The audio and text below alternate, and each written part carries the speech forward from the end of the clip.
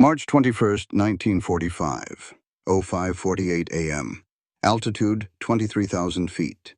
Somewhere over the Rhine corridor. The sun hadn't risen yet, not really. The horizon just bruised pale orange where the frost-layered clouds cracked apart. Everything else was shadows, the skeletal outlines of the trees below, the long streak of exhaust vapor curling away like cigarette smoke into the still air, and one aircraft, a Mustang, coasting high above it all, silent except for the occasional growl beneath the hood. Lieutenant Cole Ramsey had been in the air for 17 minutes. No wingman, no chatter, just him, his thoughts, and the growl of a rebuilt engine that no one had trusted, not even him, not at first. His mission was simple, clear path recon and weather verification ahead of a scheduled bomber formation. He wasn't supposed to fight. He wasn't supposed to be here yet. But war doesn't care about timing. The first blip hit his radar warning receiver at 05:49, then another, and another, 3, then 5, then 7. They were behind him, fast, converging in a spiderweb formation. Jets, Me-262s, no contrails, no warning. Just velocity in its purest form, incoming like a hammer swung from the dark.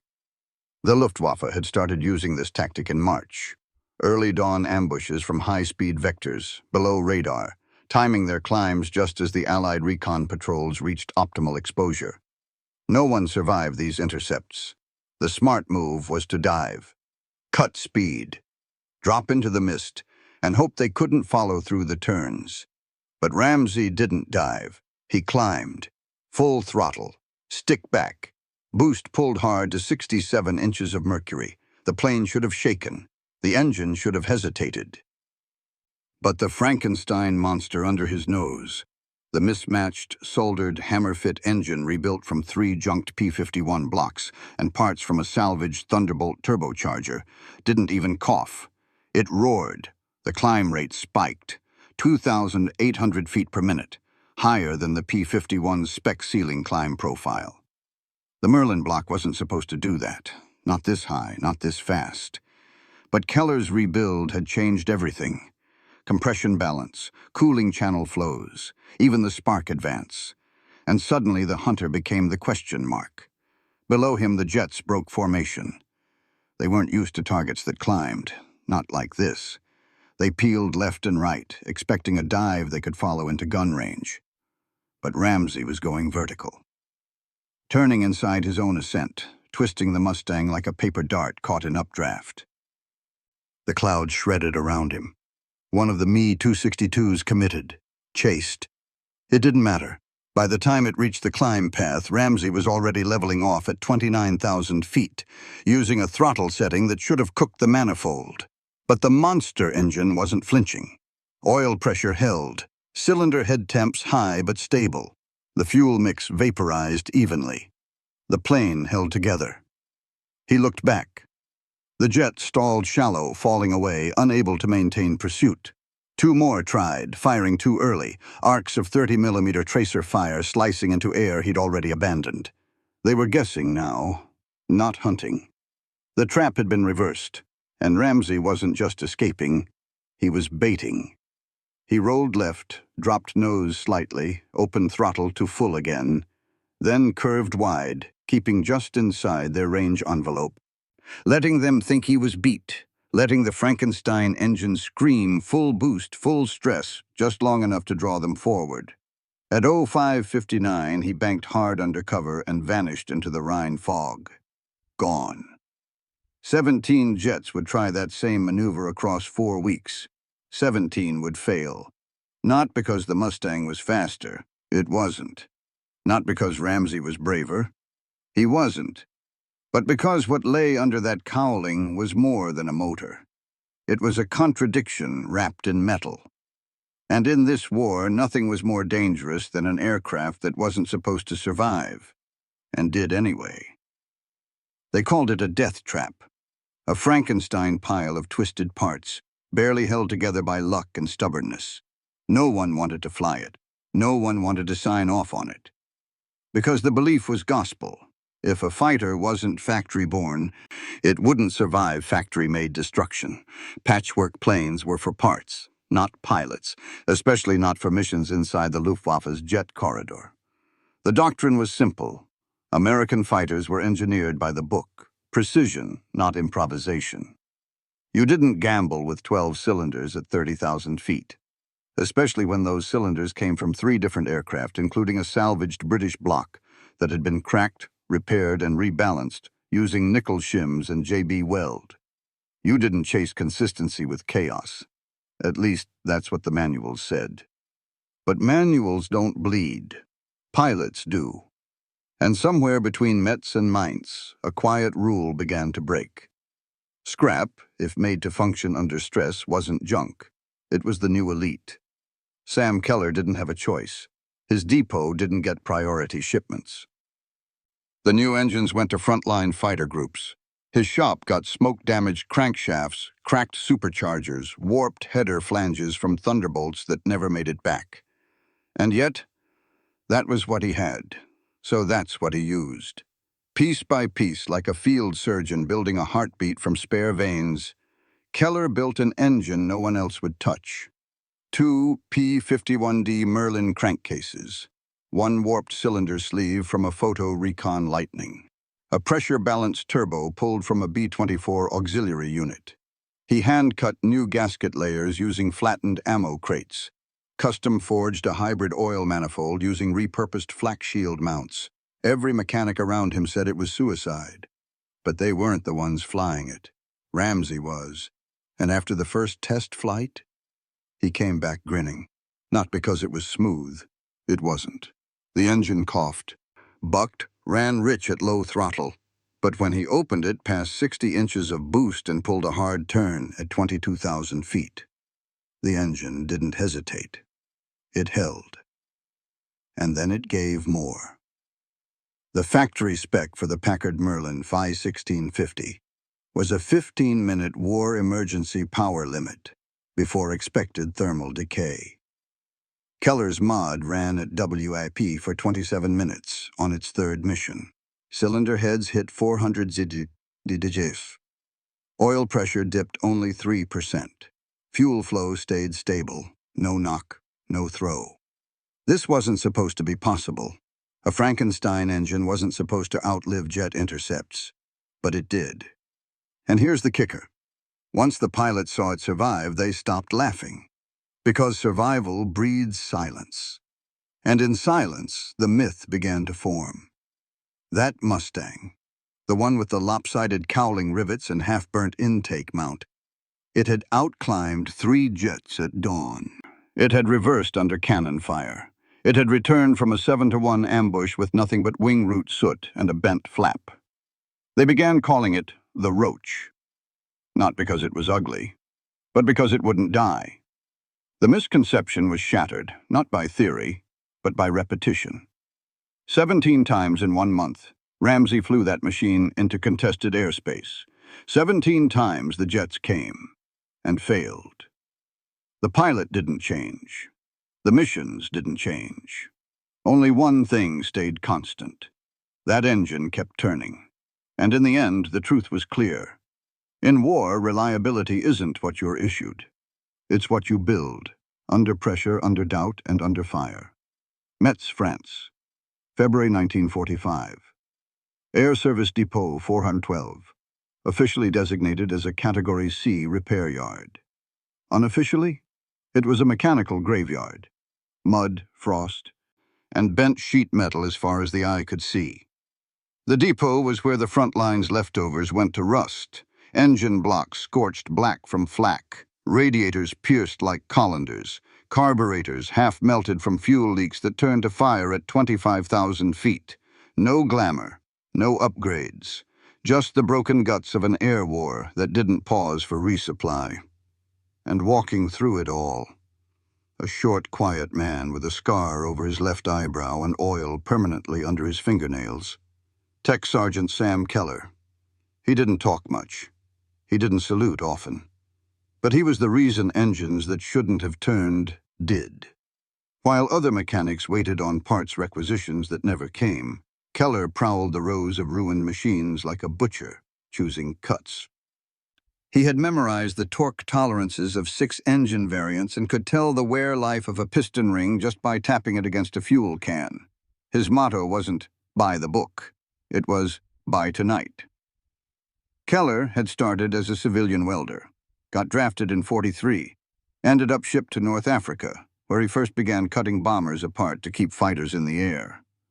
By the time he reached Metz, he'd already built 5 flying aircraft from non-matching frames. But what he did in February '45, that was different. Because this time he wasn't just trying to get something flying. He was trying to make something that could survive jet country. The Luftwaffe's Me-262s were now operational in full squadrons. Every week another report came in of Mustangs shredded in seconds. The jets weren't invincible, but they were fast enough to make any mechanical hiccup a death sentence. Keller knew the odds. He also knew what he had: 2 cracked Packard-built Merlin engine casings, a misaligned cylinder head from a P-38, a scavenged B-24 turbocharger with mismatched fins, 1 spare ignition harness that had caught fire and been hosed down with mud. It was a joke, and that's exactly why no one stopped him when he started rebuilding it. He worked from midnight to 4 a.m. every night, hammered copper gaskets flat with a C-ration tin lid, filed the piston skirts down by hand, rebalanced the crankshaft by suspending it from tent rope and watching for drift.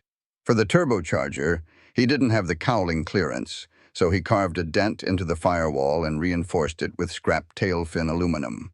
The oil cooling system bypassed with radiator tubing from a half-destroyed ambulance engine. He documented none of it, and by week 3, it was running. The monster roared on its first crank. Not clean, but alive. A rumble that sounded like thunder under a steel sheet. His crewmates named it the Grinder, because it sounded like it was chewing metal, and might just be chewing through the war. Lieutenant Cole Ramsey volunteered to flight test it. The Mustang they dropped it into was old, patched, and had 1 flap that didn't fully lock. But it flew. And at full throttle, it didn't just fly, it climbed. The depot didn't believe the test data, so Keller ran it again. Same result. 29% faster climb rate than baseline P-51D. Manifold pressure held above 65 inches for 9 minutes. No cylinder dropout, no oil leak, no turbo whine at redline. What Metz had tossed aside was now outpacing specs. By the time higher command heard about it, the aircraft had already completed 5 sorties. They tried to ground it. Keller ignored the order. Ramsey flew again the next day. That Mustang, that Frankenstein mess of flame-warped parts and coffee-fueled theory, had done something no blueprint could explain. It had functioned under chaos. It had thrived in uncertainty. It had made reliability out of refusal. This wasn't a miracle machine. It was war-forged logic, the kind you only earn when survival depends not on rules, but on rhythm. And that rhythm, the noise of bent metal aligned just right, was about to echo through every ambush zone in Germany. War doesn't wait for math, but math never lies. And when the data started to come in from Metz, from that 1 Mustang with the Frankenstein engine, it didn't whisper. It screamed. 17 ambushes, 17 return landings, 0 flameouts, 0 oil ruptures, 0 post-sortie groundings. That engine, built from scrap and spite, didn't just survive. It rewrote every expectation baked into the manuals. Let's break it down. Stat 1. Manifold pressure. Factory spec for a Packard-built Merlin, V11650-7 caps, WEP, War Emergency Power, at 61 inches of mercury, with thermal stress expected after 5-7 minutes. Keller's rebuild? Consistently held 67 inches for over 10 minutes without blowing gaskets or overcooking the coolant system. On sortie number 12, the engine held 65 pounds. HG while pulling a 3,000 free-short min climb at 24,000 feet. The temperature margin? Stable within 3% across 4 cylinders. Stat 2. Climb curve endurance. Baseline climb performance for a P-51D at full load. And 25,000 feet. 2,500 feet Schmin peak. Fading rapidly after 3 minutes. The Roach Mustang. Sustained plus 3,200 feet for Schmin for 4.5 minutes straight during sortie number 7, even while maneuvering under evasive load. Verified by barometric logs and visual confirmation from a forward observer post. That's not just performance. That's impossible without thermal collapse. And yet, it didn't collapse. Stat 3. Cylinder head temperature, CHT. Spread. Most engines during prolonged high-altitude WEP would show a cylinder spread of 40 to 60 degrees Fahrenheit. That variance was dangerous. It meant combustion timing desync, knocking, and potential piston scarring. But Keller's Frankenstein block? CHT spread averaged under 17 degrees. How? Because he double-layered the cylinder gaskets with improvised copper sheeting and recut his own cylinder walls using a P-38 liner honed by hand. It gave tighter seal pressure and symmetrical thermal retention, something even factory engines couldn't manage on long sorties. Stat 4. Mission turnaround rate. Standard field Mustangs needed 8 to 12 hours of post-sortie maintenance after high-altitude combat, especially under jet pressure zones. Ramsey's ship? Flown 36 times in 41 days. Only once did it miss a sortie window, and that was due to a weather stand-down, not mechanical failure. Stat 5. Jet evasion. Survivability. Of all Allied prop fighters intercepted by Me-262 squadrons in March-April 1945, less than 23% escaped without damage. Ramsey's Frankenstein Mustang? Intercepted 17 times, returned intact each time. Not because it was faster, because it never faltered. Not in climb, not in dive, not under reverse throttle. When German pilots reviewed gun camera footage after failed kills, they reported seeing something they couldn't explain. The American fighter kept turning under pressure. It should have lost speed. It did not. Because the truth wasn't in tactics. It was under the hood. What Keller built wasn't luck. It was war-tuned resilience. The kind only possible when you stop designing for the ideal and start designing for failure. He didn't try to make a perfect engine. He made an engine that would not quit, even when the sky fell in. And the math proves it. Plus 37% climb endurance over Spec 0 component replacements across 30-plus missions. Average sortie duration 41 minutes. Oil pressure drop at redline. ILSIG's 5 psi fuel-air burn ratio under climb stress. 12.911. Nearly optimal. In the world of jet warfare, stats like these shouldn't exist for a piston fighter cobbled together from cast-offs and corrosion. But that's the point. When you build something not for approval, but for the moment it will be outnumbered, outclassed, and hunted, then you build not for pride. You build for return. And that Mustang? It returned. Every time. On February 23, 1945, the Metz airfield shimmered under a pale winter sun as a strange P-51D taxied toward runway 22. It looked uneven, hunched forward like a boxer with one shoulder higher than the other. Its cowling bulged. The engine scoops were reshaped with crude weld lines still visible, and the entire airframe bore the scars of repair, too many to count. The mechanics standing nearby weren't cheering it on. They stood at a distance, arms crossed, waiting for the sound of metal tearing apart at full throttle. This wasn't a test flight. This was a mechanical dare. Inside the cockpit, Lieutenant Cole Ramsey strapped in without a word. He didn't trust the plane yet. He trusted the man who built it. Sam Keller had torn apart 6 ruined engines to build this one. Every bolt, seal, and gasket had come from somewhere else. Some from blown-up thunderbolts, some from grounded lightnings, and some from God knows where. The men called it the monster because that's how it sounded when it coughed to life. Not like a clean Merlin hum, but like a steel beast grinding its own teeth. When Ramsey hit the starter switch, the plane didn't purr. It snarled. The tower asked him to confirm engine ID. There was none. Throttle open, flaps set, clearance granted. Ramsey eased forward and the Mustang responded like a coiled spring. At 40 knots, it tugged at the stick. At 90, the torque came in hard from the asymmetric turbo pull, and at 130, he pulled up. The Mustang rose as if it had been dying to get off the ground. In under 6 minutes, it hit 18,000 feet, a climb rate higher than a factory-fresh D model, despite being overweight, overpatched, and under clearance. No one expected it to perform. No one expected it to survive the first circuit. But this wasn't a routine test flight. It became a combat test by accident or fate. At 22,500 feet, Ramsey prepared for a standard high-G reversal, a loop climb maneuver to test manifold stability under stress. Manuals warned not to exceed 16,000 feet for such maneuvers in field engines. The risk of pre-detonation, head gasket blowout, or crankshaft seizing was considered near certain above that threshold. Keller disagreed. Ramsey trusted him. He pulled. 6 Gs, full throttle, nose high, torque rolling against the wind. The Mustang moaned, but held. No shudder, no power drop. The turbo stayed smooth through the loop. At the top of the climb, just as the Mustang inverted to dive, 3 silver streaks flashed across his canopy. Me-262s. The Luftwaffe's jet interceptors had spotted him well and were closing fast. Ramsey didn't panic. He knew the monster had one weapon left: unpredictability. He didn't dive. He turned into them.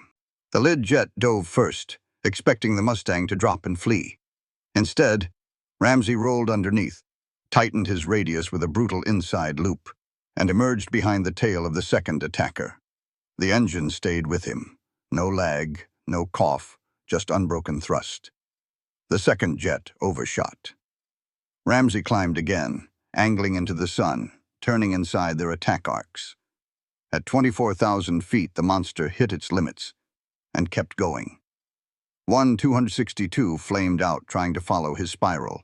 The other 2 gave up by minute 10, banking west in frustration, low on fuel. Ramsey didn't pursue. He leveled out, took a slow left turn, and returned home.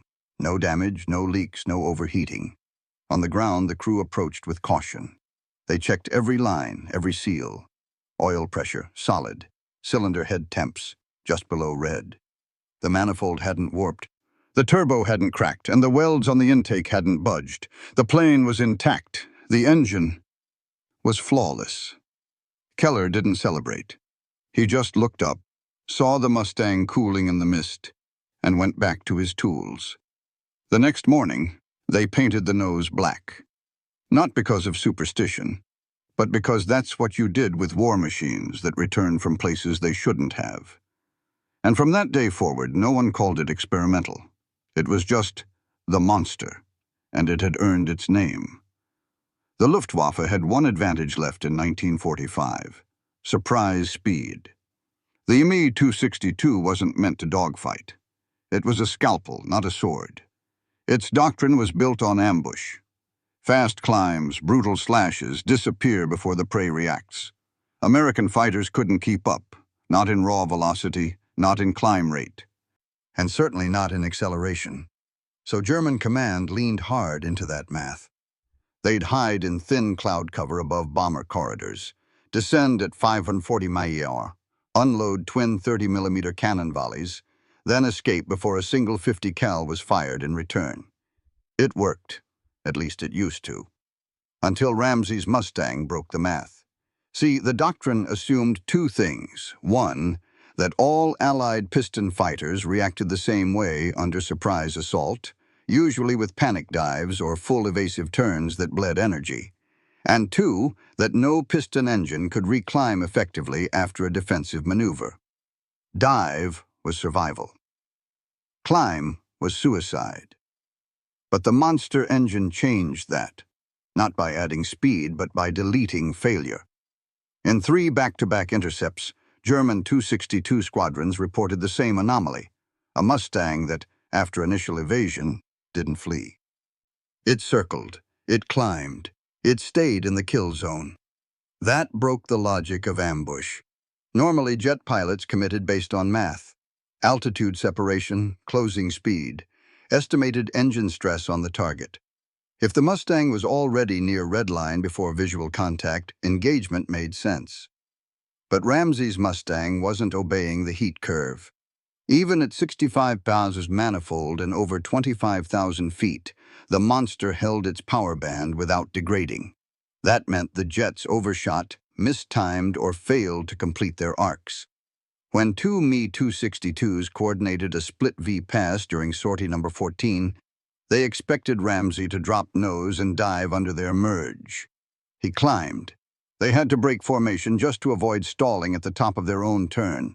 One flamed out entirely and was forced to belly land near Kaiserslautern. Ambush only works if the prey acts predictably. But Ramsey wasn't predictable. He wasn't limited by fuel-air mixture collapse or engine heat soak. Keller's engine, with its hand-bored coolant jackets and modified intake draft, delayed thermal spike by up to 45 seconds during full throttle climbs. That's an eternity at 400+ mph. Even worse, his throttle response at altitude defied factory logic. Standard Mustangs suffered lag after hard reversals, a drop in manifold pressure as the engine strained to reignite flow. Ramsey's plane? Turbo kept pressure on curve even through negative G snaps. That allowed him to reverse direction while jets were still realigning. From the German point of view, the math collapsed like this. Expected Mustang dive equals intercept window, 8 to 12 seconds. Actual Mustang climb equals intercept window, reduced to 4 seconds. Expected evasion curve equals left roll dive. Actual equals stall bait, then reclimb into tight reversal. Energy bleed assumed at 3 Gs. Monster engine sustained maneuver at 6+ Gs with stable RPM. One squadron commander wrote in frustration, "He should have dropped. Instead he rose. It is illogical." Exactly, because the monster wasn't logical. Not by factory standards, but it was functional. It held together under stresses no production line had tested for. That broke more than doctrine. It broke initiative. The Luftwaffe's jets didn't fear the Mustang, but they feared wasting fuel, wasting ammunition, missing shots. And if one plane could bait them into those outcomes over and over again, the doctrine had no backup. So the jets began to avoid, and that's when the balance shifted, not because the Mustang won, but because the jets stopped trusting their own odds. Ambush doctrine failed because it required the prey to follow rules. The monster didn't follow rules. It rewrote them. March 2nd, 1945, 07:31 a.m., over the Moselle Valley. The sky was glass, clean, cold, cloudless. The kind of morning where every exhaust trail stayed sharp, hanging like scratches on polished steel. Ramsey's Mustang was flying high cover, recon shadow duty, just ahead of a staggered flight of B-26 Marauders heading toward Koblenz. Nothing on radar, nothing on comms. Then, at 07:33, static. At 07:34, silence. And at 07:35, a shimmer.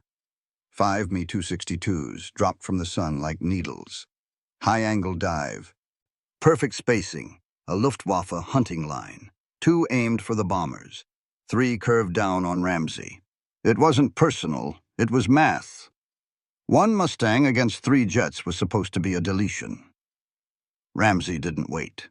He slammed the monster into a spiral dive, not away from them, toward them. As the lead 262 opened fire, its 30mm shells stitched empty air where the Mustang should have been. But Ramsey had already pulled a 7G reversal at 23,000 feet, whipping the monster around like it weighed half its size. The engine groaned, but never sputtered. He pulled into a tight climb, perpendicular to the German attack run, forcing them to either overshoot or stall in a high-G chase. 2 of them chose to overshoot. 1 committed. Bad decision. Ramsey kept climbing. The monster held throttle at 64 inches HG, turbo roaring without choke. The 262 followed, just behind, just close enough. But the German pilot expected a stall, or at least a power drop. Neither came.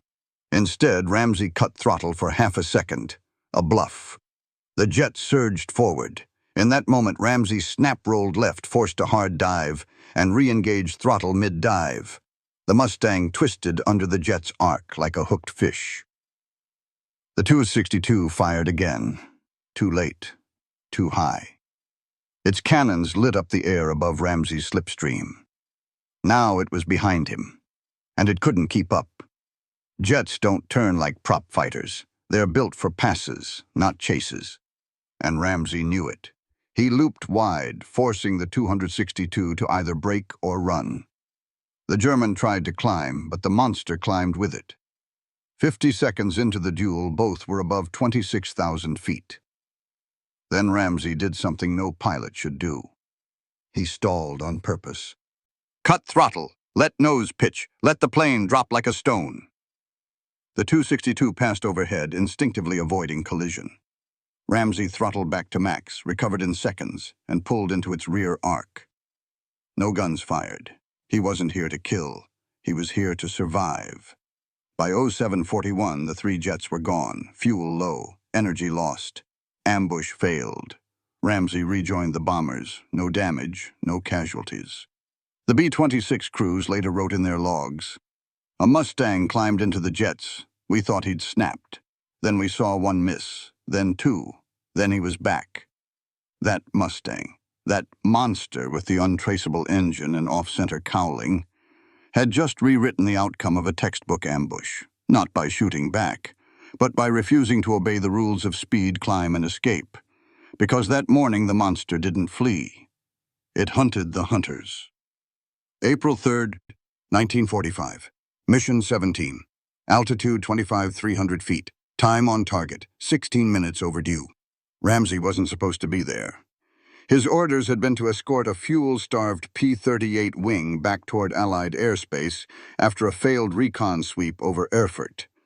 But cloud cover had pushed them north, into the teeth of Luftwaffe reaction territory. And that's where they hit the wall. At 14:12, 5 Me-262s punched through the overcast, coordinated in a classic V-split formation, designed to fracture a flight and pick off stragglers. The P-38s tried to break left, their twin-boom frames slow to respond. But Ramsey didn't run. He throttled up. The monster surged forward, engine screaming past factory red lines like it had forgotten they existed. 68 inches HG, oil temp pushing 250, turbo howling like a dive siren. This wasn't a chase, it was a dive into the kill zone. One of the 262s swung low to flank. Ramsey saw it, calculated the angle, and did something only a pilot with complete trust in his machine would do. He climbed, again, against instinct, against doctrine, straight up into the path of converging cannon fire. The German opened fire. But too soon. The Mustang spiraled left, using asymmetric thrust from its modified manifold to torque through the air faster than physics should allow. The 262 overshot, blew its energy, and veered off wide. Ramsey rolled again. Knife-edge turn, pressing his frame against 6.8 Gs. The monster held, no cough, no drop. The engine roared like it was fed on defiance alone. The second jet dove, classic slashing tactic. Ramsey waited, then snap-rolled under the cannon arc. Shells passed over his canopy. His wing flexed but didn't fold. He pushed throttle again, full boost. This was Minute 6. Most Mustangs would already be overheating. Most pilots would be praying. Ramsey was climbing again. 3 jets broke off. 2 remained. They weren't giving up. Yet. But they were guessing now. The monster didn't fly like a normal Mustang. It stayed too long in the red. It turned too tight. It refused to slow down. Then came the move. Jet number 4 tried a cutback spiral, a rare maneuver where the 262 would intentionally enter a controlled spin to bait the Mustang low, then reaccelerate past it. Ramsey didn't follow. He dropped flaps, pulled the plane into an almost flat rotation, and hovered just above stall point for 2 seconds, the engine groaning but never choking. then flipped vertical and re-accelerated. The jet spun out below him. Jet number 5 had fuel to spare. He stayed up. Ramsey rolled, then stalled, then rolled again. It was no longer a fight. It was a war dance. By minute 11, the final Me-262 called it. No clean angle, too much energy loss. It disengaged. Ramsey returned to the P-38s. All accounted for. No damage. The only note he filed in the after-action report was 6 words. Engine still operating beyond spec tolerances. But the mechanic said it better. That plane shouldn't come back from that kind of run. But it does, every time. That's not luck. That's a monster. Because by mission 17, they all knew. The Mustang wasn't surviving on design. It was surviving on refusal.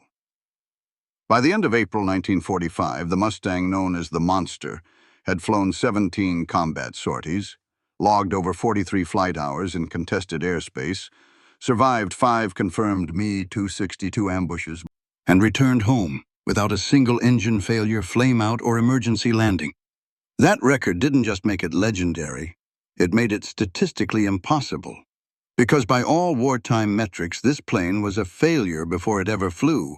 It had no factory oversight, no engineering clearance, no matched components. It broke design protocols. It violated fuel pressure regulations. Its turbocharger had been hammered into fitting by a mechanic with a wrench, a prayer, and no official approval. And yet, it worked. The math shouldn't have held. The oil lines were scavenged. The combustion chamber surfaces weren't uniform. Even the cooling system had been jury-rigged from a medical transport's auxiliary radiator. But under pressure, under heat, under jet pursuit at 26,000 feet, none of that mattered. What mattered was function. Not theory, reality, not doctrine. In the German post-mission reports retrieved after the war, Allied intelligence found multiple entries referring to a black-nosed Mustang with irregular acceleration profile and non-standard maneuver behavior at high altitude. They didn't know what they'd seen. They just knew it didn't fly like the others. And in the language of war, that meant fear. Not of numbers, but of unknowns. Ramsey didn't fly the Monster like a machine. He flew it like a message. Every time the jets came down expecting a clean kill, they found a fighter that didn't break, didn't panic, and didn't dive. It climbed into the trap and came out alive. Again and again. The final tally: 0 engine replacements, 0 combat losses, 17 sorties, Jour 17 kill-to-loss ratio, Me-262s versus Monster. And that black-nosed Mustang? It wasn't retired. It wasn't museumed. It wasn't paraded. It was stripped for parts by Keller, who used those parts to build 2 more field engines before the war ended. Because Keller never wanted to build glory. He wanted to build return rate. And that, more than speed, more than armor, more than kill counts, is what wins wars.